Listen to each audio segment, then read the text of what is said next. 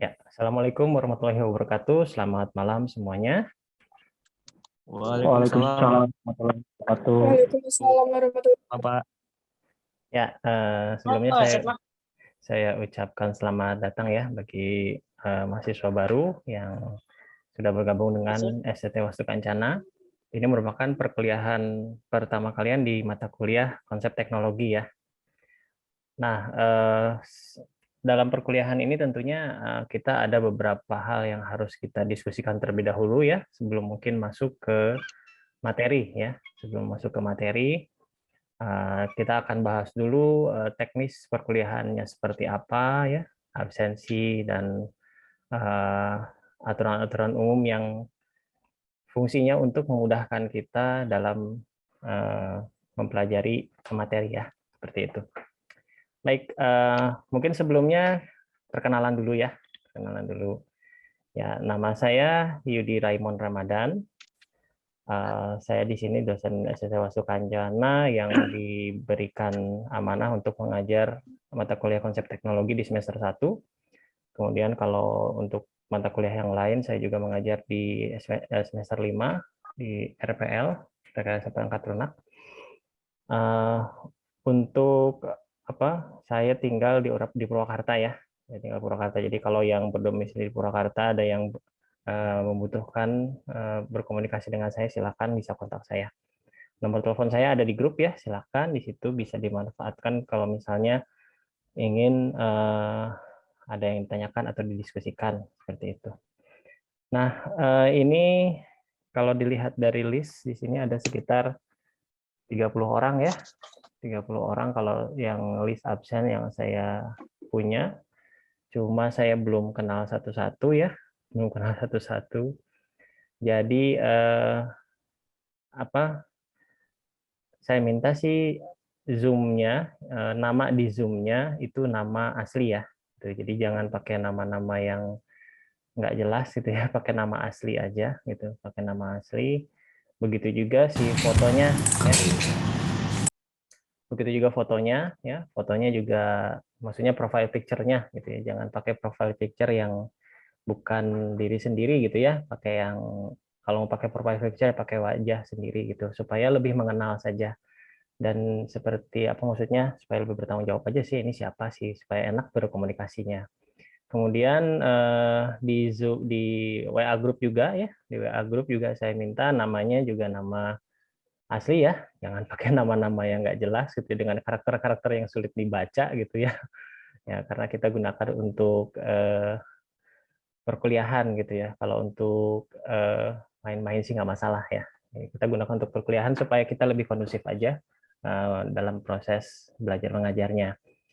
Lalu saya sih pengennya ini dulu ya, perkenalan dulu ya, perkenalan dulu. Cuman supaya saya tahu siapa saja yang hadir, mungkin sebaiknya kita absen dulu aja ya, absen dulu aja. Nah ini kan kita online ya, kita online absennya agak kalau misalnya harus saya panggil pagi satu-satu itu akan memakan waktu. Sementara perkuliahan kita cuma 2 SKS ya. Nah, kalau 2 SKS itu nggak kerasa, paling cuma satu jam setengah lah ya, kurang lebih 1,5 jam. Karena satu SKS-nya 50 menit, jadi 100 menit. Nah, itu kalau dipakai untuk absen, udah habis setengah jam gitu ya, kalau satu-satu. Tapi ini kan karena pertemuan pertama ya, pertemuan pertama itu nggak masalah, jadi kita hanya baru perkenalan saja dan sistem absennya seperti apa. Nah, cuma kalau nanti ketika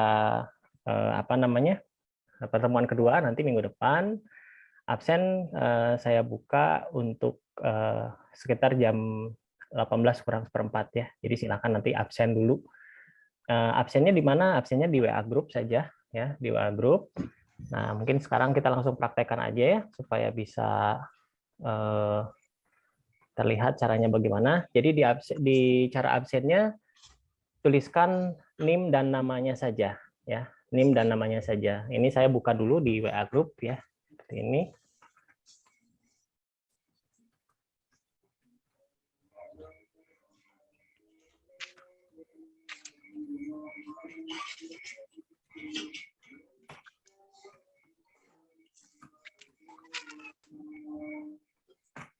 Ya, nah saya sudah buka. Silahkan lihat di WA grupnya. Ketika dibuka seperti ini, langsung silahkan masing-masing menuliskan NIM dan namanya saja. Tidak harus di list. Jadi nanti kalau di list biasanya jadi rebutan. Nah, jadi langsung aja. Nah, seperti itu benar. Nah, ini seperti Sulistiawan. Nah, Muhammad Ramadona nih kalau bisa NIM-nya di depan ya. Karena nanti saya rekap, saya sort untuk disamakan dengan wastu digital. Karena posisi wastu digital itu NIM-nya di depan gitu ya, supaya lebih mudah untuk sortingnya ya. Dan tidak usah pakai dalam kurung ya, itu langsung saja, nggak usah pakai dalam kurung, NIM dan nama, di nama. Jadi nanti akan lebih mudah ngerekapnya gitu. Oke, sudah bagus di sini. Seperti ini sudah benar ya.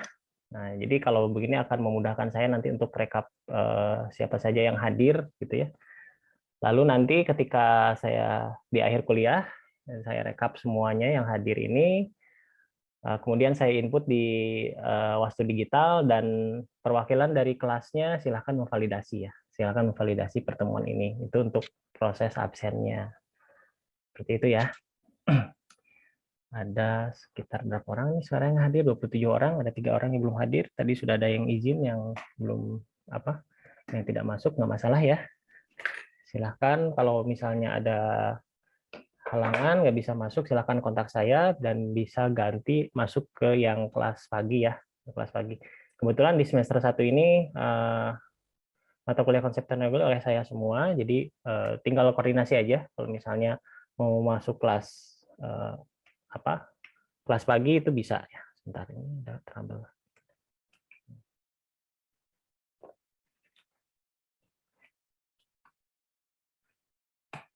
Oke, kita tunggu dulu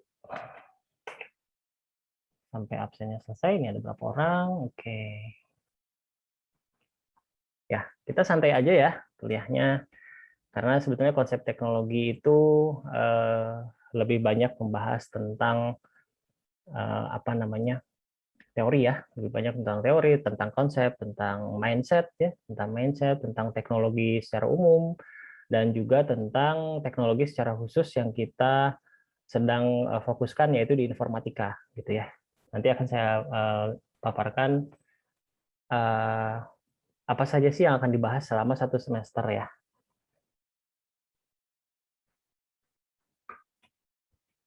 Oke, ini saya sambil bahas ya. Baik, di sini sudah ada berapa orang ya? Udah lumayan banyak nih.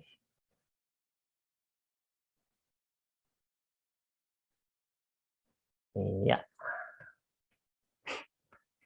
Oke, baik, kita perkenalan dulu ya. Kita perkenalan dulu. Saya ingin tahu siapa saja di sini, lalu asal sekolahnya dari mana, atau sekarang posisinya sudah bekerja, silakan dikasih tahu, lalu paling tidak tempat tinggalnya di daerah mana ya, gitu. Jadi supaya lebih mengenal lebih dekat saja ya, dan juga pasti teman-temannya juga supaya lebih tahu, oh ya ini siapa, tinggalnya daerah mana, apakah sudah bekerja atau belum ya, atau fresh graduate dari SMA atau SMK gitu ya. Nah silahkan. Kita mulai saja dari urutan absen yang sudah ada di WA ya. Nah, saya mulai dengan Suluh Sulistiawan. Silahkan memperkenalkan diri. Cek apakah suara saya terdengar, Pak? Iya, aman, terdengar. Silahkan. Bismillahirrahmanirrahim. Assalamualaikum warahmatullahi wabarakatuh. Izin memperkenalkan diri. Nama saya Suluh Sulistiawan, asal sekolah SMK Negeri 1 Pemalang, Jawa Tengah. Di sini saya bekerja untuk tempat tinggalnya di Cikumpai, Pak, Cempaka. Cikumpai, Cempaka ya. Terima kasih. Oke, ya terima kasih. Cempaka dekat ya dari kampus ya. Oke, terima kasih Suluh Sulistiawan. Selanjutnya kita ke Muhammad Ramadona. Silahkan perkenalkan diri. Nama saya Muhammad Ramadona. Saya lulusan dari SMK Negeri 1 Purwakarta. Sekarang saya bekerja, tinggal di Jatiluhur. Oh, di Jatiluhur. Oke, terima kasih Muhammad Ramadona. Selanjutnya ke Irgiansyah. Silahkan Irgiansyah. Assalamualaikum warahmatullahi wabarakatuh. Nama saya Irgianta, asal sekolah SMK Negeri 1 Purwakarta. Status saya full mahasiswa, saya tinggal di Babakan Cikau. Babakan Cikau. Oke, dekat ya dengan kampus ya. Oke, ya. Terima kasih Irgi. Ya, selanjutnya ke Nur Muhammad Raihan.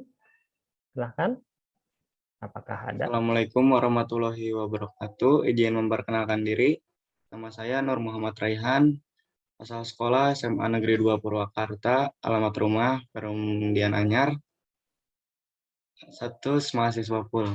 Iya, oke. Terima kasih Nur Muhammad dari Dian Anyar ya. Oke, terima kasih ya. Ya, selanjutnya ke Muhammad. Oh, ini sudah ya tadi Muhammad Muda. Sekarang ke Dimas ya. Dimas Jaya Diningrat. Silahkan. Assalamualaikum warahmatullahi wabarakatuh.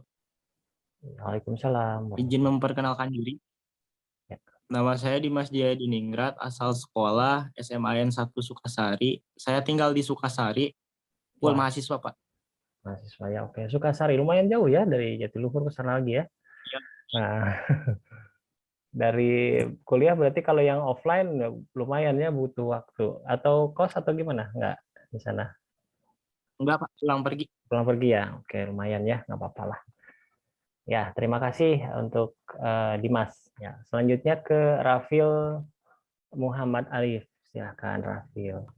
Bapak, Assalamualaikum warahmatullahi wabarakatuh. Izin memperkenalkan diri. Nama saya Rafil Muhammad Alif.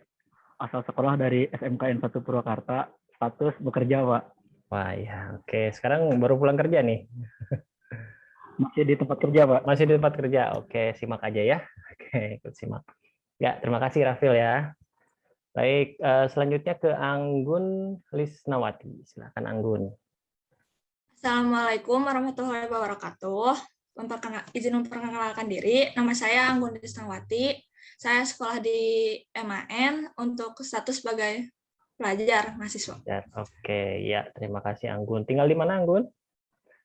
Di Cikopak, Pak. Cikopak, ya dekat lah ya dengan kampus ya. Oke, Iya. sip. Iya, terima kasih Anggun. Ya, selanjutnya ke Muhammad Fazar. Silahkan Muhammad Fazar.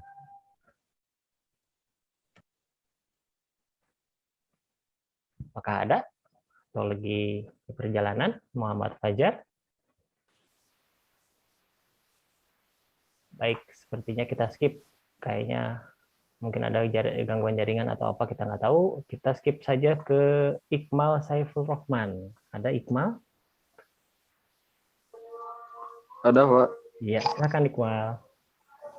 Nah, nama saya Iqmal Saiful Rahman, asal sekolah SMA PGRI 1 Purwakarta. Sudah bekerja.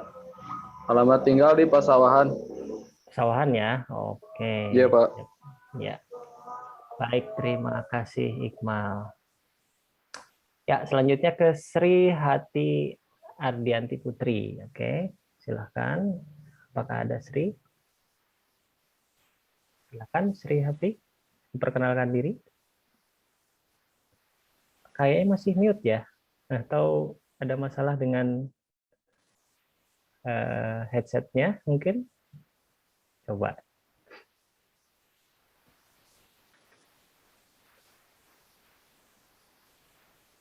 Nggak keluar ya suaranya. Yang lain kedengaran nggak?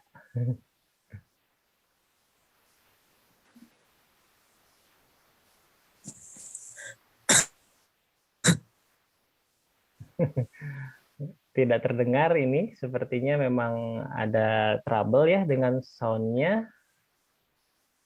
Oke, tapi saya sudah bisa lihat wajahnya ini ya, berarti Sri yang ini. Ya, mungkin nanti dicek lagi lah sound-nya ya. Oke. Ya, terima kasih Sri ya. Ya, mungkin ada masalah dengan sound-nya. Kalau yang lain dengar nggak? Takutnya saya juga nih yang masalah. Enggak, Pak. Enggak ada suaranya. Oh ya. Ada suaranya, Pak. Oke, ya berarti mungkin nanti dicek lagi aja ya Sri ya. Oke. Ya, baik Sri ya. Terima kasih Sri. Ya, selanjutnya ke Juandani Abimanyu. Silahkan Juandani, ada? Assalamualaikum warahmatullahi wabarakatuh. Waalaikumsalam. Izin memperkenalkan diri, nama saya Juandani Abimanyu, asal sekolah SMK 1 Purwakarta, alamat di Cempaka, status full mahasiswa. Oke, di Cempaka ya, dekat lah ya dengan kampus. Ya, terima kasih untuk Juandani. Selanjutnya ke Ahmad Fauzan Nabil. Apakah ada? Ahmad Halo, Fauzan Nabil. Assalamualaikum warahmatullahi wabarakatuh. Perkenalkan, nama Waalaikumsalam. saya Ahmad Fauzan Nabil, asal sekolah SMK Motakin, alamat rumah di Panorama, status mahasiswa full. Oh iya, oke, di Panorama ya, masih dekat ya, masih di Purwakarta. Ya, terima kasih ya Ahmad. Iya, Ya, iya selanjutnya Pak. ke Rifki Muhammad Zidan. Silahkan Rifki. Pak ada? Assalamualaikum warahmatullahi wabarakatuh. Izin Waalaikumsalam. memperkenalkan diri, Pak. Nama saya Rifki Muhammad Jidan, asal sekolah SMK Negeri 1 Purwakarta. Udah bekerja. Sudah bekerja ya. Oke, sekarang sedang Ya, bekerja atau sudah pulang? udah pulang, Pak. Oh, sudah pulang ya. Oke. Ya, terima kasih Rifki ya. Oke, selanjutnya kita ke Ya, Pak. eh, Desintia. Desintia Francisca Putri. Apakah ada Desintia? Ada Pak. Iya, silakan perkenalkan diri. Assalamualaikum warahmatullahi wabarakatuh. Waalaikumsalam. Perkenalkan, nama saya Desintia Francisca Putri, asal sekolah SMA Negeri 3 Purwakarta. Alamat Pleret, status bekerja. Bekerja ya. Oke. Berarti sudah pulang di rumah atau masih tempat kerja ini? Sudah pulang, Pak. Oh iya. Oke, sip. Ya, makasih ya, Desintia. Selanjutnya kita ke Muhammad. Oh, ini sudah ya, Muhammad Ramadana sudah tadi, ke Rangga Dwi Hartono. Silakan. Rangga Dwi Hartono, apa ada? Assalamualaikum warahmatullahi wabarakatuh. Ya, waalaikumsalam warahmatullahi wabarakatuh. Izin memperkenalkan diri, nama saya Rangga Dwi Hartono, asal sekolah SMA Negeri 3 Purwakarta. Rumahnya di Panorama, Pak. Panorama, iya. Statusnya bekerja dan mahasiswa. Oke, terima kasih. Sekarang sudah di rumah ya? Sudah tidak apa? Sudah pulang kerja ya? Udah, Pak, baru pulang. Oh iya. Ya. Oke, terima kasih untuk Rangga. Selanjutnya ke Andri Setiawan. Silahkan, Andri. Apakah ada Andri Setiawan? Iya, Andri Setiawan. Perkenalkan diri, nama saya Andri Setiawan, asal sekolah SMA. Ada Pak? Nah, baru ada suaranya. Gimana? Silahkan. Asal sekolah SMA 1 Jatiluhur, alamat di Jatiluhur. Masih izin memperkenalkan diri, nama saya Andri Setiawan, asal sekolah SMA 1 Jatiluhur, alamat di Jatiluhur, mahasiswa full, Pak. Iya, oke ya. Ya, terima kasih Andri ya. Oke, mungkin tadi agak sedikit kendala jaringan tapi udah balik lagi. Ya, terima kasih Andri. Perkenalannya selanjutnya kita ke Muhammad Rizal Rafei. Silahkan. Assalamualaikum warahmatullahi wabarakatuh. Waalaikumsalam warahmatullahi wabarakatuh. Perkenalkan, nama saya Muhammad Rizal Rafei, asal sekolah MA Al-Muthohar, alamat di rumah di Pleret, status mahasiswa full. Di Pleret ya, tadi ada beberapa orang yang di Pleret juga ya. Lumayan agak jauh berarti kalau ke kampus ya. Ya, Pak. Iya, terima kasih Rizal. Selanjutnya kita ke Lia Nur Malasari. Silahkan Lia. Izin memperkenalkan diri, nama saya Lia Nur Malasari, asal sekolah SMA 1 Bungusari, rumah di Buana Indah, status full mahasiswa. Oke, ya terima kasih ya Lia ya, di Buana Indah, dekat sekali sama kampus ya. Oke ya, terima kasih. Selanjutnya kita ke Ardi Nursahwal. Silahkan Ardi. Izin memperkenalkan diri, nama saya Ardi Nursahwal, asal sekolah SMK YPK, alamat rumah di Maracang, mahasiswa full statusnya. Iya, oke, Maracang ya, dekat lah. Baik, terima kasih Ardi ya, Ardi bukan Andi. Ardi, sekarang kita ke Faiha Asta. Apakah ada Faiha Asta? Izin memperkenalkan diri, nama saya Faiha Asa Sukendar, asal sekolah SMA 1 Campaka, tinggal di Perum Kota Baru Campaka. Saya masih mahasiswa full. Terima kasih, Pak. Iya, oke, terima kasih Faiha. Nah, kita sekarang selanjutnya ke Vika. Vika Fatnawati, silakan Vika. Izin memperkenalkan diri, nama saya Vika Fatnawati, asal sekolah MA Darul Ulum, Lido, sudah bekerja. Rumah di Pasawahan. Oh, di Pasawahan. Sudah bekerja. Sekarang sudah di rumah ya? Oke. Iya. Baik. Selanjutnya, terima kasih ya untuk Vika. Kita ke Dimas, tadi sudah ya. Ini Dimas jadinya sudah. Aditya Eka Purwanto. Apakah ada Aditya Eka? Mohon maaf Pak, izin menjawab. Ya. Sedang di dalam perjalanan Pak. Oh masih, iya bolehlah ya. Mungkin masih perjalanan pulang ya. Ya, selanjutnya mungkin ke Satrio Mukti Prayoga. Ya, baik Pak. Izin memperkenalkan diri, nama saya Satrio Mukti Prayoga, asal sekolah SMKN 1 Purwakarta, alamat rumah saya di Panorama Pak. Status sebagai mahasiswa. Oh iya, oke terima kasih Satrio ya. Di dekat juga ya di Purwakarta. Baik. Oke, selanjutnya setelah Satrio kita ke Doni Arafat. Silakan Doni.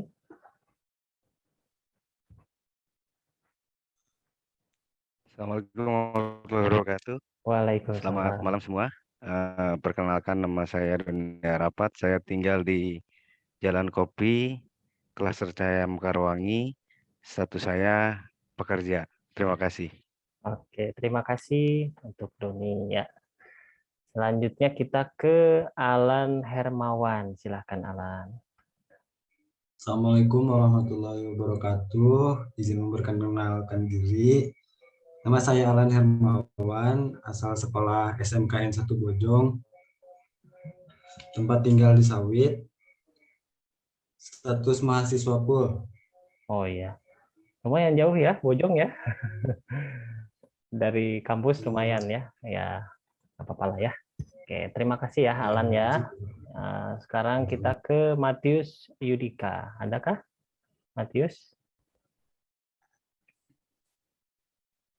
Izin memperkenalkan diri, nama saya Matius Yudika, asal sekolah SMA Negeri 1 Purwakarta, rumah di Munjul Jaya Pak. Di Munjul Jaya. Iya, oke di Munjul ya. Oke, terima kasih Matius ya. Oke, selanjutnya kita ke Fauzan Musyafa. Silahkan Fauzan. Izin memperkenalkan diri, nama saya Fauzan Musyafa, asal sekolah SMA 1 Purwakarta, rumah di Jatiluhur, status mahasiswa full. Iya, oke dari Jatiluhur ya. Ya, terima kasih Fauzan ya. Oke, ini sudah semua kalau saya lihat dari list yang ada di sini ya, yang sudah absen. Nah, sekarang kita sudah berkenalan, kita sudah tahu ya siapa-siapa saja yang hadir di sini. Nah, sekarang kita akan mulai masuk ke teknis perkuliahan ya. Teknis perkuliahan sebelum nanti kita masuk ke materi. Jadi pertemuan kali ini mungkin materinya tidak terlalu banyak, lebih banyak kita ke ngobrol dan diskusi, dan memang konsep teknologi lebih banyak ke diskusinya ya dibandingkan dengan kita pemaparan materi yang terlalu banyak ya. Jadi lebih ke diskusi supaya lebih membuka wawasan di bidang teknologi ya, bidang teknologi baik secara umum maupun secara khusus di informatikanya. Oke, saya coba share screen dulu ya. Bentar.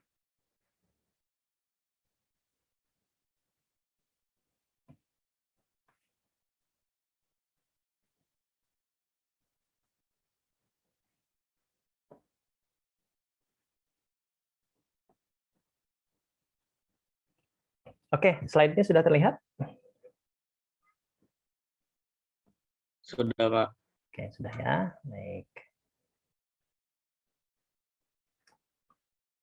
Ya, sekarang mata kuliah konsep teknologi itu apa sih gitu ya? Nah, di sini sebetulnya deskripsi mata kuliahnya ini membahas tentang teknologi secara umum ya, teknologi secara umum dan teknologi secara khusus ya secara khususnya adalah di bidang informatika karena kita memang jurusannya informatika. Nah, manfaat atau kompetensi dari mata kuliah ini adalah agar mahasiswa mampu dan memahami dasar-dasar teknologi ya, dasar-dasar konsep dari pembuatan sebuah teknologi dan proses ketika konsep menjadi sebuah teknologi. Nah, itu menggunakan ilmu ya, memerlukan suatu ilmu. Nah, sehingga ini menjadi dasar pengetahuan kita ketika kita mempelajari mata kuliah yang lain juga gitu ya. Karena jurusan kita informatika yang erat hubungannya dengan teknologi saat ini, teknologi informatika, teknologi informasi.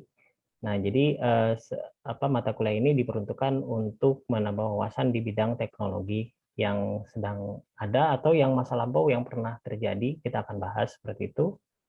Tujuannya untuk itu ya menambah wawasan tersebut. Oke, sekarang kita masuk ke bobot penilaian ya. Bobot penilaiannya seperti ini. Ya, ini saya. Di sini ada 4 komponen untuk penilaian. Untuk penilaiannya ada presensi, kehadiran ya. Kehadiran itu ada penilaian sekitar 10%. Lalu untuk tugas ada 25%, UTS 30%, dan UAS-nya 35%. Nah, ini komponennya ada 4, bobotnya sudah ada di situ. Nah, jumlah dari keempat komponen tersebut akan di range untuk menghasilkan nilai. Jadi kalau range-nya antara 80 ke 100 itu berarti A, terus 60, 80, dan seterusnya itu B, dan C, dan D. Nah, dikatakan lulus apabila memiliki nilai C ke atas ya, minimal C ke atas itu lulus gitu. Ya, kalau D dan E itu dinyatakan tidak lulus gitu ya, dinyatakan tidak lulus. Jadi kalau C itu lulus. Itu untuk komponennya. Jadi sini ada tugas, UTS, dan UAS. Tugas 25%, UTS 30%, UAS-nya 35%. Ya, seperti itu. Untuk teknis perkuliahannya kita menggunakan beberapa aplikasi, yaitu WhatsApp Group untuk sharing informasi tentang link ya, link Zoom-nya, lalu untuk absensinya ya, absensinya kita menggunakan WhatsApp Group sebagai ininya proses absennya. Namun nanti dari WhatsApp Group tersebut setelah direkap akan akan dimasukkan ke Wastu Digital. Jadi di sini Wastu Digital ini adalah portal informatika yang kita miliki di Wastu Kancana. Nah, di sini kita bisa melakukan pengumpulan tugas ya. Terus untuk UTS dan UAS juga bisa dilakukan pengumpulan di sana. Berikut juga dengan absen dan untuk pewarian online. Jadi kita terpusat menggunakan sistem informasi di Wastu Digital. Kemudian untuk pemaparan materi dan diskusi itu kita menggunakan Zoom Meeting ya. Nah, itu yang 3 aplikasi itu saja yang kita siapkan, dan tentunya karena di mata kuliah konsep teknologi ini lebih ke banyak diskusinya, tentunya tidak ada programming ya di sini, tidak ada programming, tapi justru kita akan membahas programming itu apa gitu ya, sejarahnya seperti apa dan sebagainya, seperti itu. Oke, selanjutnya, nah di sini materi kuliah itu akan saya bagikan 1 hari sebelum perkuliahan dimulai agar dapat dipelajari terlebih dahulu dan di-download di Wastu Digital. Jadi masing-masing bisa masuk ke akunnya masing-masing dan melihat materi di sana, bisa di-download ya. Ini juga sudah saya upload sebetulnya, tinggal di-download saja. Dan pada jadwal kuliah kita akan lakukan pembahasan dan tanya jawab ya di Zoom Meeting. Seperti itu. Nah, ini adalah rencana pembelajaran dalam 1 semesternya. Dalam 1 semesternya kita akan mempelajari, kita akan ada 16 pertemuan ya, 16 pertemuan di mana 2 pertemuan itu untuk ujian, di pertemuan 8 dan di pertemuan 16 ya, itu untuk ujian. Jadi untuk pembahasan materi sekitar 14 pertemuan. Nah, untuk pertemuan pertama kali ini kita akan membahas tentang pendahuluan dan pengertian dari konsep teknologi. Lalu pertemuan kedua untuk yang minggu depan itu mulai kita membahas tentang percabangan keilmuan sains dan engineering ya. Nanti keilmuan itu dibagi menjadi sains dan engineering, itu akan dijelaskan. Nah, kalau yang sekarang ini kita akan jelaskan konsep dan teknologi, nanti hubungannya dengan keilmuan seperti itu. Lalu di pertemuan ketiga kita mulai membahas teknologi secara umumnya ya, dimulai dari teknologi sebagai alat pencipta kebaharuan. Nah, kita akan berbicara sejarah teknologi itu awalnya seperti apa. Nah, lalu setelah kita bahas tentang sejarah teknologi yang dari awal gitu ya, terjadinya teknologi seperti apa, kemudian kita mulai masuk ke zaman industri. Nah, zaman industri di pertemuan keempat. Nah, di sini kita akan bahas revolusi industri ya. Revolusi industri dimulai revolusi industri 1, 2, 3 sampai 4 sekarang ini ya. Sampai yang saat ini posisinya sudah revolusi industri 4.0 ya. Nah, itu untuk pertemuan keempat. Kemudian ini sudah mulai mengerucut ke informatikanya, yaitu kita mulai mempelajari teknologi komunikasi.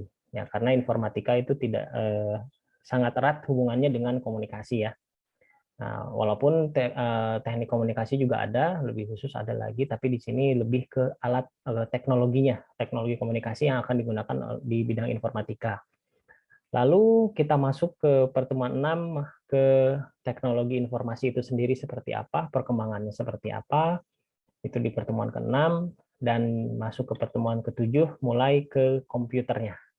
Jadi komputer, pertama kali komputer dibikin, terus sejarahnya seperti apa, mungkin kita akan sedikit ngebahas tentang Apple, tentang IBM, Microsoft, dan sebagainya ya.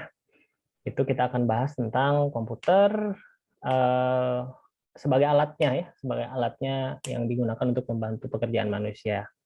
Nah, setelah pertemuan ke-7, itu kita masuk ke ujian tengah semester, di mana ujian tengah semester ini akan menjadi evaluasi materi-materi sebelumnya dari materi pertama sampai pertemuan ke-7. Itu bahan materi dari UTS pertemuan pertama sampai pertemuan ke-7. Nah, berikutnya setelah UTS kita akan masuk lagi ke bahasan yang lebih mengerucut ke informatikanya, yaitu berupa multimedia dan pemrograman. Nah, di sini sudah mulai membahas tentang pemrograman itu apa, sejarahnya siapa yang pertama kali gitu ya, membuat program dan lain sebagainya. Lalu nanti hubungannya dengan multimedia gitu. Nah, itu di pertemuan ke-9. Nah, kemudian kita lanjut lagi di sini, setelah UTS ini kita mulai berbicara tentang seputar dunia IT ya. Seputar dunia IT seperti teknologi jaringan komputer ya, di mana kita akan lihat sejarahnya komputer itu dimulai dari sebuah lab, dan nanti ujung-ujungnya bagaimana cara menghubungkan satu komputer ke komputer yang lain, sejarahnya seperti apa. Nah, kita akan bahas di pertemuan 10, dan akan nyambung langsung ke pertemuan 11 tentang teknologi internet, di mana teknologi internet itu berasal dari jaringan komputer, gitu ya. Nah, seperti itu. Nanti masuk ke pertemuan 11 tentang internet. Nah, dari sini sudah mulai dunia IT di sini sudah mulai dibahas secara luas ya untuk teknologi internet, dan yang sekarang ini kita manfaatkan secara masif ya untuk zaman sekarang ini sampai masuk ke dunia industri, sehingga memasuki industri 4.0. Itu kata kuncinya adalah internet. Nah, lalu setelah itu kita mulai masuk ke teknologi kecerdasan buatan. Nah, ini AI ya. Nah, ini topik yang sangat hangat baru akhir-akhir ini, beberapa tahun ke belakang ini, 2-3 tahun belakang ini, topik tentang kecerdasan buatan ini sangat hangat diperbincangkan. Perkembangannya pun sangat pesat ya, sangat pesat sekali. Dimulai adanya robot-robot yang dibuat, lalu adanya juga sekarang otomatis car yang otomatis seperti itu. Nah, sebagai nanti kita akan banyak bahas tentang kecerdasan buatan di sana. Lalu dampak negatif dan positifnya itu sudah pasti ada, karena setiap teknologi pasti memiliki positif negatif. Tidak hanya teknologi ya, seluruhnya juga semua aspek dalam kehidupan memiliki positif dan negatifnya. Nah, kemudian setelah di pertemuan ke-12, kita masuk ke pertemuan 13 berupa akan membahas tentang teknologi cloud computing. Nah, cloud computing ini sebetulnya langkah lebih jauh dari si jaringan komputer ya. Jaringan komputer yang menggunakan cloud computing ini nanti kita akan bahas secara spesifik itu apa cloud computing ya. Nah, seperti itu nanti di pertemuan ke-13. Nah, setelah pertemuan 13 ini sebetulnya materi-materi secara umum dari teknologi informasi sudah tersampaikan, ya, secara umum teknologi informasi sudah tersampaikan. Nah, di pertemuan 14 dan 15 kita akan melihat kondisi yang ada di Indonesia seperti apa. Dimulai dari kebijakan strategis teknologi yang ada di Indonesia seperti apa. Jadi kedepannya seperti apa, dan ini memang setiap tahunnya pasti berubah, ya, materi juga pasti berubah setiap tahunnya tentang kebijakan strategis Indonesia, seperti itu. Nanti di pertemuan 15 itu akan saya bahas tentang standar sertifikasi teknologi informasi. Nah, standar sertifikasi teknologi informasi di bidang IT serta perannya sebagai teknologi ilmu komputer di Indonesia. Nah, jadi di sini lebih ke pembahasan pengakuan keilmuan dari sisi informatika dengan adanya lembaga sertifikasi yang mengeluarkan sertifikat bagi profesional-profesional IT. Dan ini sangat berperan di perkembangan IT di Indonesia, baik perkembangan individu maupun perkembangan suatu lembaga, ya, seperti itu. Nah, selanjutnya kita akan setelah selesai itu semua materi di pertemuan ke-15, kita akan masuk ke ujian akhir semester yang materinya itu kita mulai dari pertemuan 9 sampai pertemuan 15. Itu ujian semester. Nah, itu rencana pembelajaran semester yang akan kita lakukan selama 1 semester ke depan, dan tentunya memang di beberapa pertemuan pasti akan saya sisipkan tugas, ya, tugas-tugas untuk lebih memperdalam pemahaman dan mengeksplorasi tentang teknologi itu seperti apa. Baik, sampai sini mungkin ada yang ingin ditanyakan, silakan.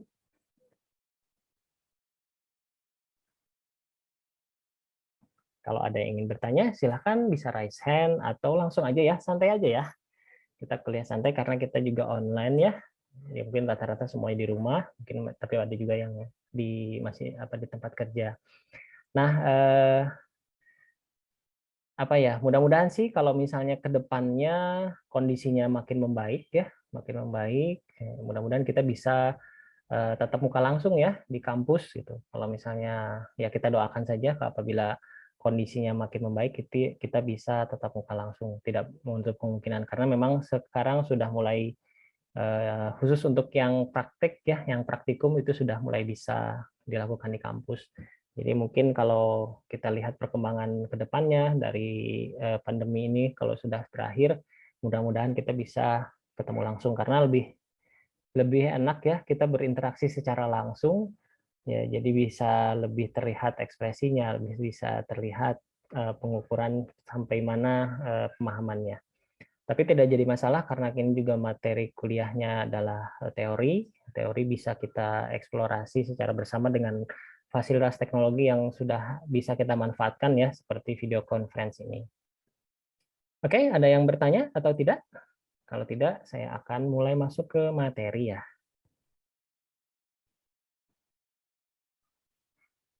Silahkan kalau ada yang mau bertanya langsung saja raise hand atau langsung bertanya, langsung open mic saja.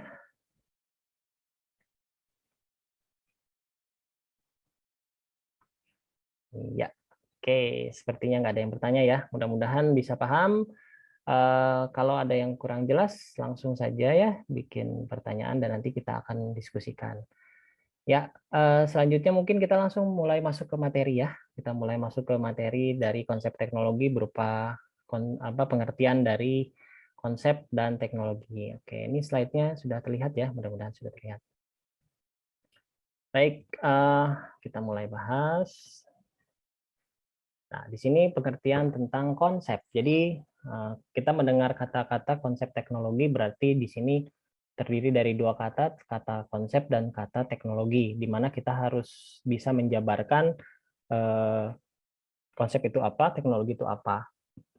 Nah, ada beberapa pengertian tentang konsep. Yang pertama, konsep itu adalah sebuah rancangan, ya, sebuah rancangan atau blueprint, ya, di Indonesia kan itu namanya buram. Blueprint, sebuah rancangan yang pada dasarnya setiap sesuatu yang akan kita bangun itu pasti membutuhkan sebuah rancangan atau konsep dan rancangan yang akan kita buat. Jadi kalau kita membuat sesuatu pasti kita punya rencana. Rancangan itu kan berupa rencana yang akan kita lakukan. Nah, dalam rancangan tersebut itu pasti tergambar bisa secara struktur atau bisa berupa langkah-langkah, teknis-teknis yang akan kita lakukan, yang akan kita kerjakan. Nah, nanti sebagaimana implementasi yang akan sudah kita rancang, kita akan membuat apa begitu ya. Nah, itu untuk secara konsep, pengertian konsep. Itu pengertian konsep yang pertama. Yang kedua adalah konsep itu adalah sebuah ide. Jadi tadi disebut konsep adalah sebuah rancangan. Yang kedua, konsep itu adalah sebuah ide. Sebuah ide ya, atau pengertiannya yang diabstraksikan dalam peristiwa nyata. Jadi sesuatu yang sebuah ide tapi dikonkretkan gitu ya, sesuatu yang berada dalam pikiran kita sama kita dibuat nyata gitu ya, dengan berupa sebuah gambar ya. Ide tersebut bisa kita tuangkan dalam sebuah gambar atau dalam sebuah rancangan ya. Kalau tadi kan rancangan yang pertama blueprint, kalau sekarang mungkin lebih sebuah ke ide gitu ya, lebih ke sebuah ide. Nah, contohnya seperti ini, misalnya saya memiliki gambar sebuah kendaraan yang mirip drone ya, yang mungkin bisa berada di darat dan di udara juga. Nah, ini awalnya menjadi sebuah ide bagaimana membuat sebuah kendaraan seperti ini. Ya, tentunya konsep atau ide ini berguna untuk di masa depan ya, apabila kendaraan tersebut bisa melalui udara atau darat. Nah, konsep yang ketiga adalah maksudnya pengertian konsep yang ketiga adalah konsep itu adalah gambaran mental dari sebuah objek ya. Nah, di sini gambarannya itu seperti apa? Gambarannya ini gambaran tentang proses. Jadi tentang proses apapun yang digunakan oleh akal ya. Jadi yang berada di dalam yang satu kan kita konsep itu adalah sebuah rancangan, yang kedua adalah ide, nah yang ketiga ini lebih ke proses. Jadi si konsep itu adalah sebuah proses gitu, sebuah proses yang berada di akal kita. Lalu kita jabarkan ya, kita jabarkan. Seperti contoh ya, seperti ini ada jabarkannya mungkin berupa bagan-bagan, itu juga merupakan sebuah konsep. Nah, seperti di sini yang kita lihat ada proses elektrolisis ya, proses elektrolisis di mana proses pemecahan hidrogen ya, hidrogen dari air dipecah jadi hidrogen menggunakan proses elektrolisis yang dimanfaatkan sebagai bahan bakar. Jadi di sini H2 fuel sebagai bahan bakar yang nantinya setelah dimanfaatkan, setelah dilakukan terjadi pembakaran, nah di sini hidrogennya menguap dan terikat dengan oksigen. Ketika terikat dengan oksigen, dia akan menghasilkan air ya. Nah, ini sebuah konsep yang tentunya konsep ini muncul dari sebuah ide juga ya, dari sebuah ide dan sebuah ilmu yang ada gitu pada saat ini ketika ada konsep ini. Lalu itu untuk pengertian konsep ya, tiga konsep. Jadi paling tidak ada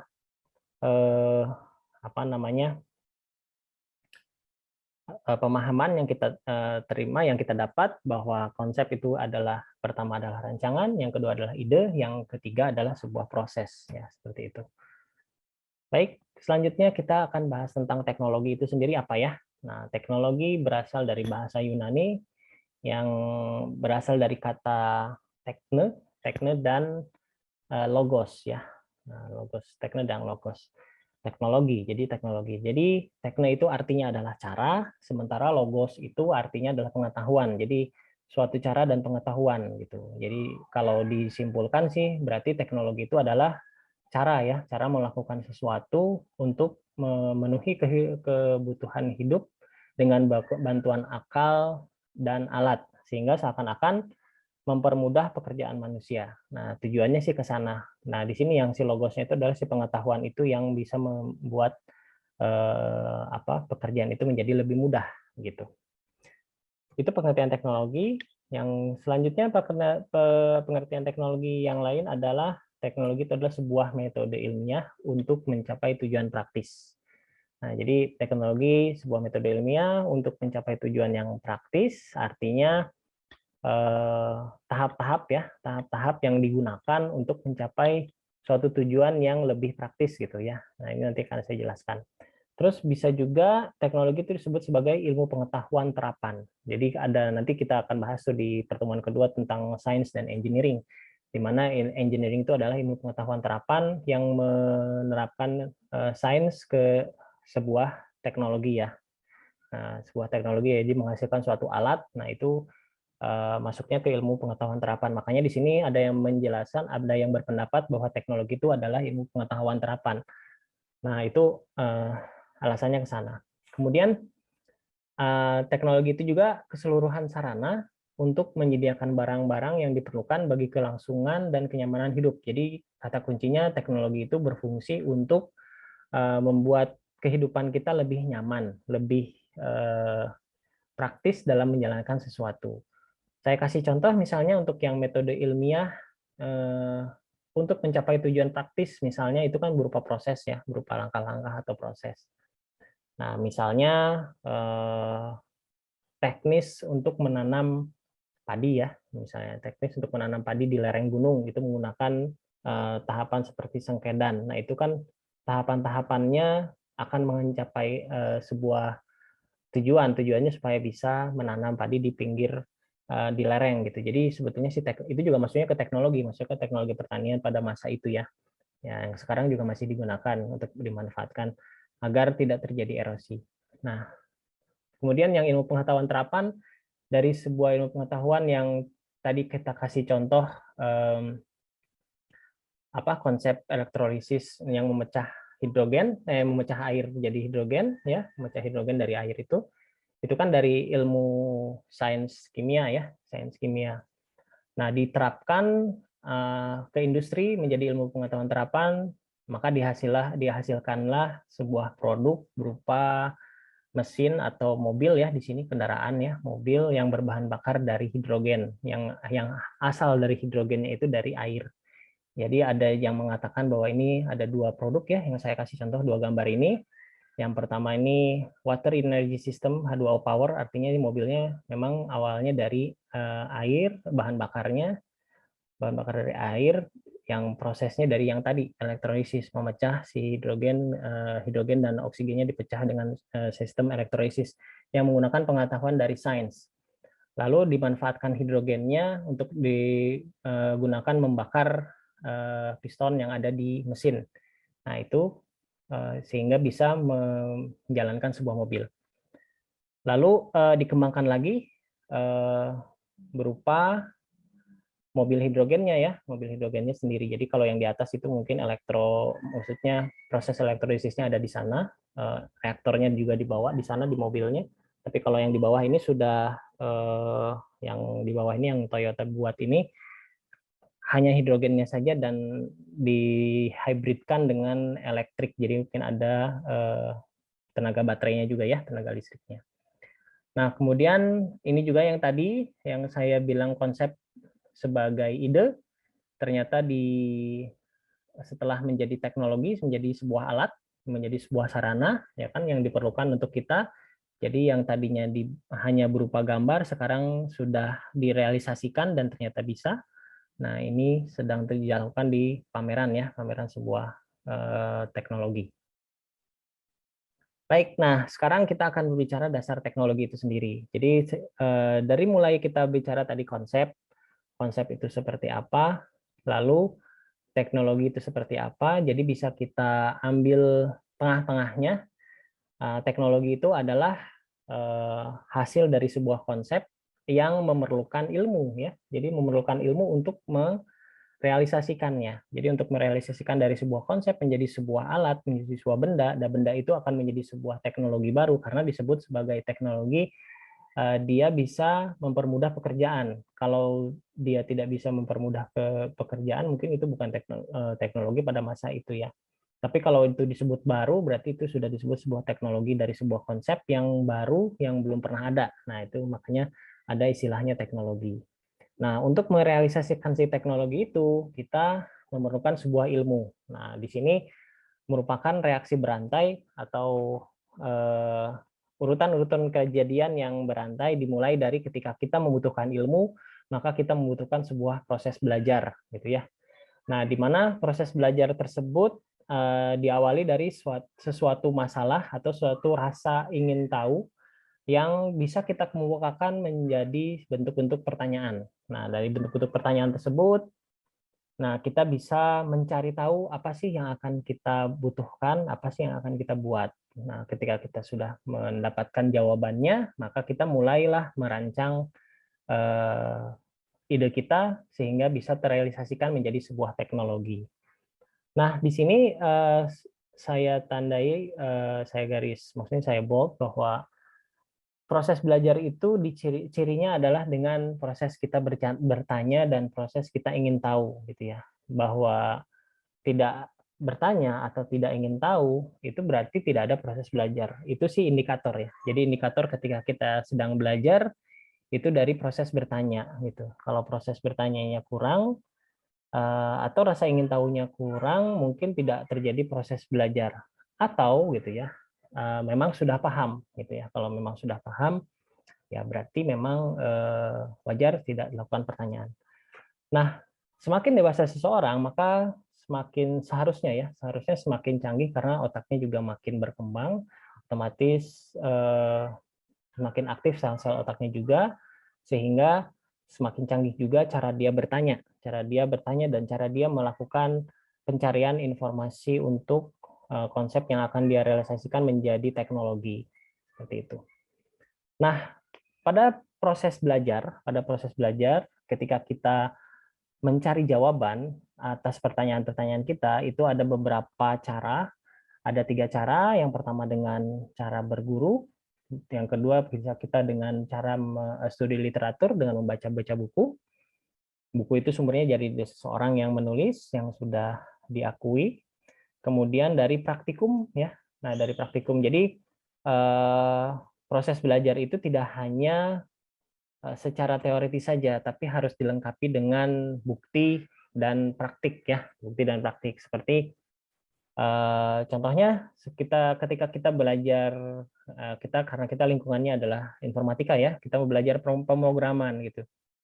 Kita belajar konsep pemrograman seperti apa, mau bikin program, mau bikin software, mau bikin sebuah aplikasi. Nah, kalau kita hanya baca saja, kita akan sulit untuk mendapatkan produk nyatanya seperti apa sih program itu, aplikasi itu seperti apa sih gitu ya. Nah, sehingga diperlukan sebuah praktikum. Jadi sebuah pembuktian, sebuah sarana pembuktian bahwa oh ya, teori ilmu seperti ini kalau misalnya kita lakukan proses coding ternyata bisa menghasilkan sebuah aplikasi yang bisa dimanfaatkan. Nah, jadi dari situ juga kita akan menemukan jawaban-jawaban atas pertanyaan-pertanyaan yang ada dalam pikiran kita untuk mendukung konsep kita sehingga bisa berubah menjadi sebuah teknologi baru gitu ya. Nah, di sini sedikit saja perlunya konsep teknologi. Nah, dengan ilmu kita bisa membuat sebuah teknologi yang canggih.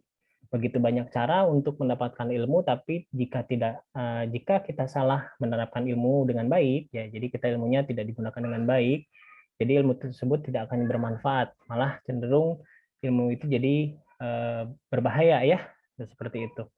Nah, kita harus memerlukan sebuah konsep teknologi yang baik agar teknologi yang kita buat itu kita ciptakan untuk menjadi bermanfaat bagi kita semua. Jadi bukan teknologi yang malah menghancurkan ya, begitu. Karena setiap teknologi atau setiap apapun dia memiliki dampak positif dan negatifnya, selalu memiliki sisi negatif dan sisi positifnya. Kita ambil contoh yang paling gampang seperti teknologi nuklir ya. Teknologi nuklir apabila dimanfaatkan dengan baik itu bisa menjadi tenaga listrik yang bisa menerangi seluruh dunia, bisa dimanfaatkan oleh semua orang. Juga misalnya bisa juga dimanfaatkan di dunia kedokteran ya, seperti itu. Tapi kalau digunakan ilmunya itu untuk menyakiti ya bisa jadi bom ya. Nuklir itu bisa jadi bom dan bisa menghancurkan peradaban juga apabila bom itu sampai meledak. Nah, seperti itu. Kita lihat ya. Jadi padahal dasarnya dari sebuah konsep tumbukan atom yang apabila dimanfaatkan dengan baik, maka akan jadi baik. Kalau dimanfaatkan jadi buruk, ya pasti jadi buruk. Oleh karena itu, disinilah perlunya sebuah konsep teknologi yang baik ya, supaya apa yang kita hasilkan itu bisa bermanfaat bagi kita dan lingkungan kita. Baik, nah cukup sekian materinya. Nah, sekarang kita akan masuk ke sesi tanya jawab ya, sesi tanya jawab. Nah, ini di sini sebetulnya yang agak serunya biasanya di setiap pertemuan ya, karena di sini masih awal-awal, mungkin masih belum banyak yang mau bertanya, silahkan. Tapi kalau ada yang mau bertanya, silahkan raise hand. Kita bahas apapun saja, nggak usah malu ya, karena ungkapkan saja apa yang ingin ditanyakan. Biasakan bertanya dan berpendapat supaya kita bisa mendapatkan informasi apa yang kita butuhkan, dan kita juga bisa berkembang ya, ininya pola pikir kita berkembang dengan kita banyak berinteraksi seperti itu. Baik, kita masih punya waktu ya, baru jam 19.13. Kita berakhir di 19.40, silakan, masih ada waktu banyak untuk kita berdiskusi, kurang lebih sekitar 20 menit ya. Silakan, siapa yang mau bertanya seputar konsep atau seputar teknologi, silakan. Nah, mungkin ini saya terlalu terlalu fokus ke materi ya. Nanti mungkin di minggu berikutnya kita akan lebih interaktif ya. Kita akan lebih interaktif. Dari materi yang saya paparkan akan saya tanya pendapat beberapa materi supaya lebih ada interaksinya. Ini hanya pendahuluan saja dari materi supaya ya istilahnya pemanasan lah ya, pemanasan konsep itu seperti apa, teknologi itu seperti apa. Baik, silakan. Siapa yang mau bertanya? Saya persilahkan. Karena lebih banyak kita ke diskusi kalau sekarang ya di konsep itu dibandingkan kita pemaparan materi seperti itu. Oke, ada yang mau bertanya? Tidak ada? Izin bertanya, Saya, Pak. Ya, silakan dari Pak Doni ya. Silakan. Silakan. Itu tadi siapa yang mau nanya, silakan. Silakan duluan aja. Oke. Enggak. Ya, sok Akang. Ada Adit sama Doni ya, silakan siapa aja lah yang duluan, bebas. Yuk. Pak, saya mau nanya nih seputar tadi teknologi yang telah dipaparkan yang sangat luar biasa menurut saya, sehingga membuka wawasan saya apa sih itu teknologi. Nah, kalau saya menyimpulkan sedikit ya, apa benar atau sepakat dengan saya bahwa teknologi itu tidak ada yang abadi? Satu itu. Terus dan yang kedua, dalam teknologi baik itu konsep ataupun saat membuat mengimplementasikan konsep tersebut itu dibutuhkan satu peningkatan atau improvement. Karena seperti yang tadi dipaparkan kan ya, perubahan-perubahan dari bahan bakar gitu kan, hingga dari air pun sehingga bisa menjadi bahan bakar. Dan yang baru-baru ini yang menurut saya sangat luar biasa kabarnya, bahkan sudah 3 tahun yang lalu ya, terkait sepeda motor EV, sepeda motor listrik gitu kan. Bahkan kalau menurut saya itu dengan baru adanya berita itu membuat worry industri khususnya motor combustion seperti itu. Jadi yang pertama tadi, apakah teknologi itu sesuatu yang tidak abadi, dan yang kedua dalam teknologi itu saya rasa apakah memang dibutuhkan bermacam peningkatan. Karena yang namanya peningkatan itu kan tidak ada batas ya Pak ya. Seperti itu. Mungkin itu aja Pak. Terima kasih. Ya, baik. bagus ya pertanyaannya ya. Oke, saya jawab dulu ya biar langsung saya nggak lupa nih jawabannya gitu. Oke, bagus ya pertanyaannya dari Doni. Terima kasih. Yang pertama, apakah teknologi itu tidak abadi? Ya, betul. Saya sepakat ya. Teknologi itu tidak ada yang abadi.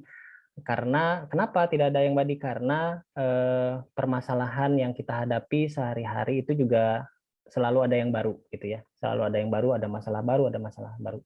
Nah, teknologi itu akan berubah ketika menimbulkan sebuah masalah baru, gitu. Sebuah ada masalah baru, dan masalah baru itu akan dicari solusinya gitu. Dia akan cari solusinya, maka teknologi pada fase itu selalu meningkat gitu. Selalu meningkat dan selalu mencari sesuatu hal yang baru yang mungkin kita kenal dengan istilahnya adalah inovasi ya.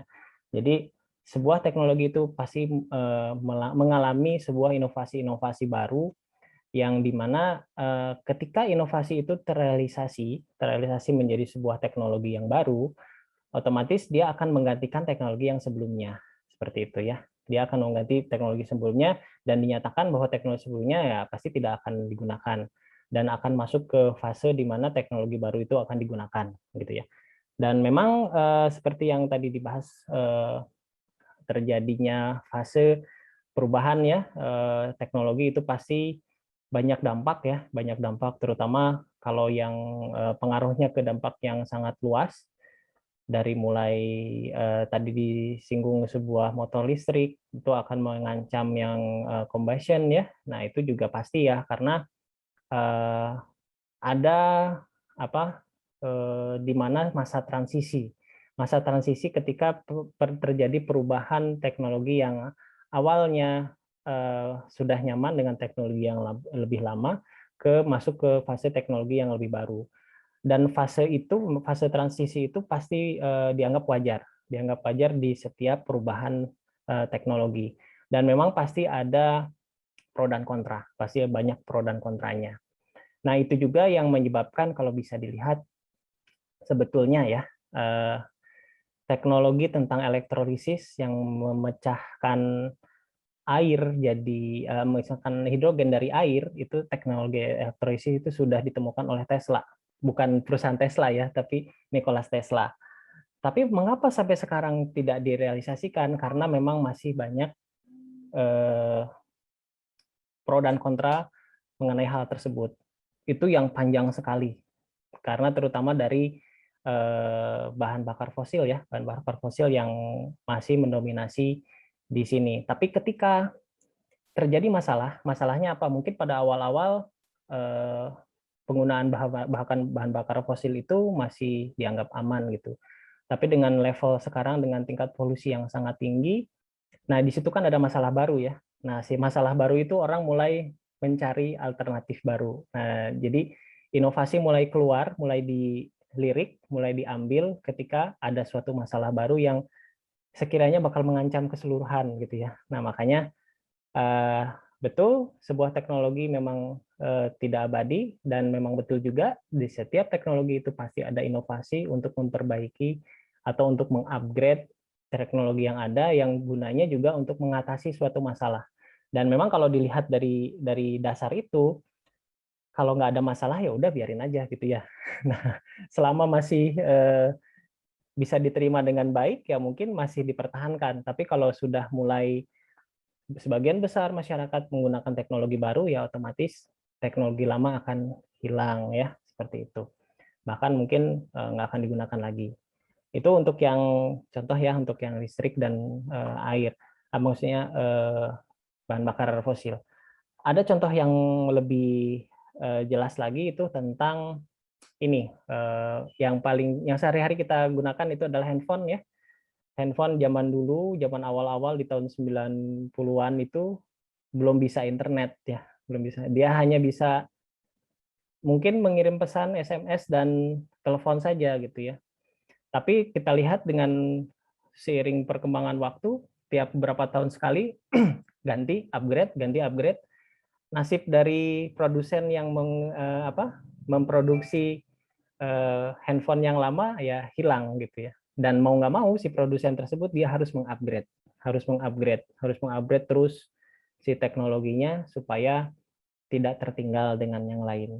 dan memang pasti banyak pro dan kontra. Tapi kalau untuk handphone itu kan sangat cepat sekali ya perubahannya gitu, dan dampaknya juga mungkin tidak terlalu impact-nya tidak terlalu besar perubahannya dari yang dibandingkan dengan yang bahan bakar fosil menjadi listrik atau menjadi air. Itu pasti impact-nya sangat besar, makanya prosesnya lama, proses transisinya. Jadi tergantung teknologi yang berpengaruh ke masyarakat itu impact-nya besar atau tidak begitu ya. Mungkin seperti itu ya jawaban saya. Mungkin ada yang ingin menambahkan, boleh silahkan, atau sudah cukup?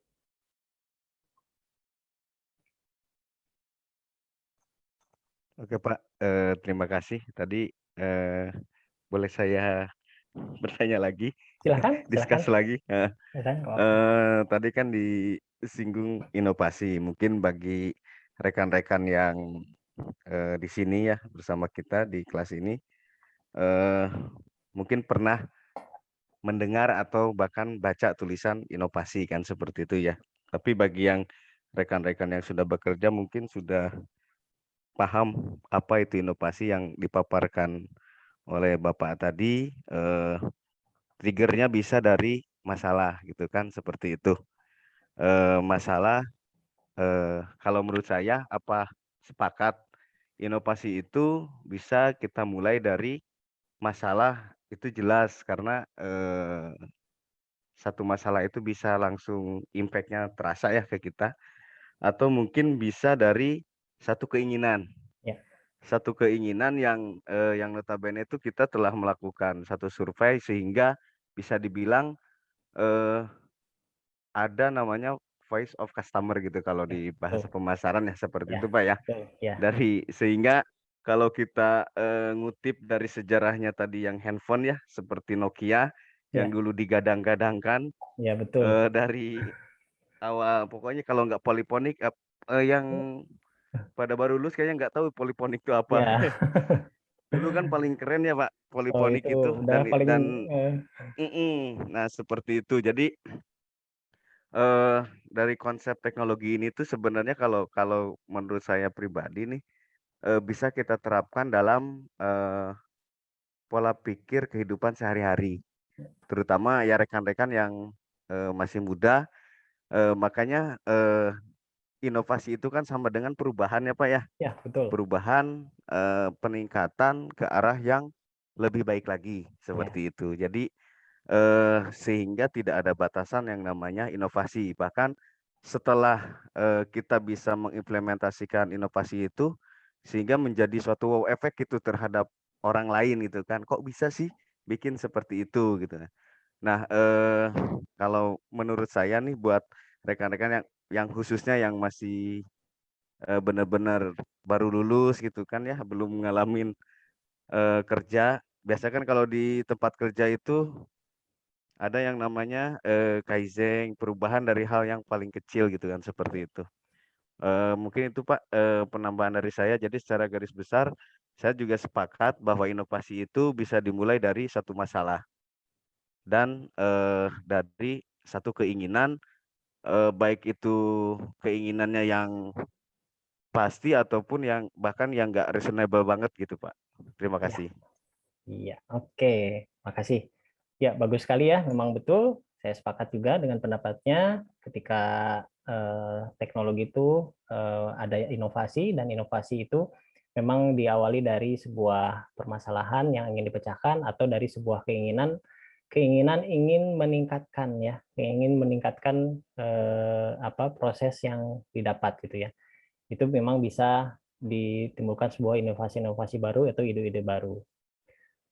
Oke, menarik ya, memang seperti itu inovasi. Jadi memang kalau di dunia kerja itu apalagi berhubungan langsung dengan masyarakat ya, dengan industri, masyarakat, inovasi itu perlu diperlukan karena inovasi itu tidak hanya berupa alat ya, tapi berupa cara gitu ya, berupa cara-cara yang istilahnya beda dari yang lain. Nah, itu juga bisa disebut sebagai inovasi, cara-cara yang bisa menghasilkan sesuatu yang lebih baik gitu ya. Oke, saya sepakat sekali dengan pendapatnya. Baik, apakah ada lagi yang ingin menambahkan? kita langsung mungkin ke Aditya kalau tidak ada. Ya, izin bertanya Pak. Ya, silakan Aditya. Tentang teknologi. Ya. Kan teknologi sekarang makin canggih ya Pak ya. Untuk kedepannya juga pasti lebih canggih lagi. Nah, saya itu mau nanya, kalau teknologi makin canggih, pasti di tempat kerja juga mesin-mesin pada canggih tuh Pak. Iya. Nah, sedangkan mesin sudah canggih, berarti tenaga kerja manusia itu udah nggak dipakai lagi lah gitu Pak. Ya. Jadi ada penggantinya. Ya. Ya, lalu? Mesin yang canggih itu, teknologi yang canggih itu bermanfaat lah gitu Pak ya. Jadi ini jadi manusia itu susah gitu saingannya Pak sama teknologi yang lebih canggih. Oke. Jadi gimana itu Pak pendapat Bapak? Oke, terima kasih. Ya, Ya, terima ini kasih, Pak. ya saya mengerti arah pertanyaannya. Sebetulnya begini, memang ketika ada teknologi baru, yaitu saya sudah bilang ada yang dampak positif dan dampak negatifnya ya, atau ada masa transisi gitu ya. Ada masa transisi di mana penerimaan teknologi baru itu akan terjadi kesulitan di sebuah kelompok masyarakat atau di masyarakat secara umumnya. Nah, tapi belajar dari sejarah ya, kita belajar dari sejarah, kita lihat posisi kita sekarang sudah di revolusi industri 4 ya, 4.0. Bagaimana ceritanya yang poin 1, poin 2, poin 3 gitu ya. Nah, itu juga sama. Itu ini saya sedikit aja menyinggung ketika proses yang di revolusi industri poin 1 waktu itu ditemukan mesin uap ya, mesin uap, dan pada saat itu terjadi ya penolakan secara besar-besaran ketika beberapa pekerjaan digantikan oleh mesin pada saat itu gitu ya, pada saat itu. Dan kejadian itu berulang sekarang, di mana mesin sekarang makin canggih, makin pinter dengan adanya ilmu pengetahuan artificial intelligence (AI). Nah, di sini juga menjadi kekhawatiran bagi sebagian orang, bagi sebagian kelompok, atau bisa dibilang juga sebagian besar ya, takut karena ada AI nih, bahaya, kita kerjanya pasti diganti sama mesin. Pasti banyak pendapat seperti itu, dan memang sudah terbukti juga terjadi ya beberapa penggantian. Tapi kita sebagai manusia, nah di sini ada sisi positifnya. Kita sebagai manusia adalah makhluk yang sangat bisa beradaptasi. Nah itu ya. Jadi kuncinya di sana. Manusia itu adalah makhluk yang sangat bisa beradaptasi. Beradaptasi dari lingkungan, beradaptasi dari perubahan yang ada. Nah, oleh karena itu, ketika terjadi perubahan teknologi, yang dituntut itu adalah perubahan di manusianya, gitu. Perubahan dari manusianya. Oke, misalnya sekarang ada penggantian dari pekerjaan manusia oleh robot, gitu ya.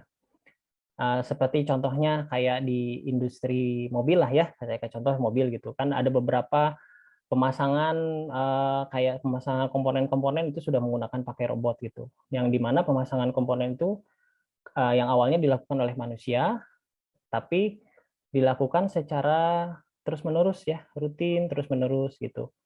Dan akhirnya memang manusia itu kan pasti ada batasan, ada kelelahan begitu ya. Ini kita lihat dari sisi positifnya dulu ya. Ada kelelahan dan ada di mana pada masa pekerjaan itu pasti ada titik jenuhnya dan akan menimbulkan sebuah human error gitu ya. Nah, ketika terjadi human error berarti otomatis ada kesalahan lah. Nah, mungkin kesalahan tersebut bisa menyebabkan fatal. Nah, mungkin berangkat dari sana. Kalau misalnya menggunakan mesin itu tidak pernah capek, terus tidak pernah presisi gitu ya. Nah, mungkin itu kesalahan atau kecelakaan-kecelakaan yang terjadi di dunia kerja industri bisa diminimalisir dengan menggunakan alat seperti robot tersebut. Namun memang konsekuensinya adalah manusia yang tadinya mengerjakan pekerjaan yang rutin tersebut akan bergeser. Nah, otomatis manusia tersebut ya posisinya harus upgrade. Upgrade dalam artian ya dia harus meningkatkan pengetahuan dan skillnya, karena ketika satu pekerjaan yang rutin dikerjakan oleh robot, berarti ada satu pekerjaan yang mungkin tidak bisa digantikan oleh robot, gitu ya. Ada pasti pekerjaan yang tidak bisa digantikan oleh robot, misalnya seperti analisis dan sebagainya, seperti lawyer ya, seperti itu kan itu tidak bisa digantikan oleh robot begitu pada masa sekarang. Nah, oleh karena itu pasti manusia memiliki yang tadi, ketika ada masalah ya, ketika ada masalah pasti ada inovasi. Nah, itu inovasi-inovasi tersebut itu pasti muncul di orang-orang yang ketika mendapatkan masalah pasti mencari jalan keluar seperti itu. Ya, memang ini jadi suatu kekhawatiran pasti ya, apalagi AI kita juga sudah ditakut-takuti oleh film ya.